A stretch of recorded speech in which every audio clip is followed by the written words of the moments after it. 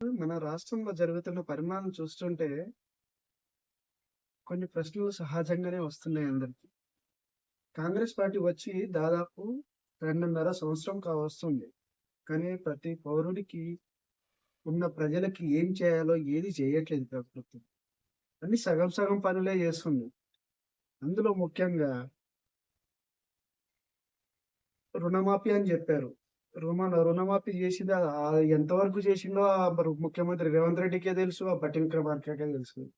మళ్ళీ ఇంకో విషయం ఏంటంటే హైడ్రాని తీసుకొచ్చిండు. ఆ హైడ్రాని ఎంతవరకు ప్రమోట్ చేయాలో చేయలేదు. అది కాక ఉన్నవాడికేమో హైడ్రా పని చేయదు. లేని వాడికేమో హైడ్రా పని చేస్తుంది. అది ఆ హైడ్రా ఏం చేస్తుందో రేవంత్ రెడ్డికే తెలియాలి. మళ్ళీ ఇంకో విషయం లేవనెత్తిండు. ఏందంటే బీసీ వాళ్ళకు 42% రిజర్వేషన్ కల్పిస్తా అని చెప్పిండు.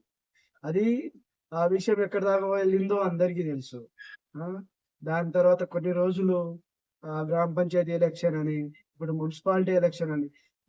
ఒక విషయం ఏంటంటే నిన్నటి మున్సిపాలిటీ ఎలక్షన్‌లో అసలు ఆళ్ళు ప్రజల కోసం కొట్లాడుతున్నారా? లేకపోతే వాళ్ళ పంతం కోసం కొట్లాడుతున్నారో అర్థం కావట్లేదు. కొన్ని కొన్ని సిట్యుయేషన్‌లో చూస్తుంటే నిజంగానే వీళ్ళు రాజకీయ నాయకులా? ఇది ఎవరి కోసం పని చేయాలి? ఏం చేస్తున్నారు? ఒక గ్రామ పంచాయతీ భవనమే లేదు. కొందరికి మరుగుదొడ్లు లేవు. కొందరికి వ్యవసాయం చేయడానికి ఏ పనిముట్లు గూడా సరిగ్గా లేవు. అరే! యూరియా దొరకట్లేదని పోయి చనిపోతుంటే వీళ్ళేమో పదవి కోసం అధికారం కోసం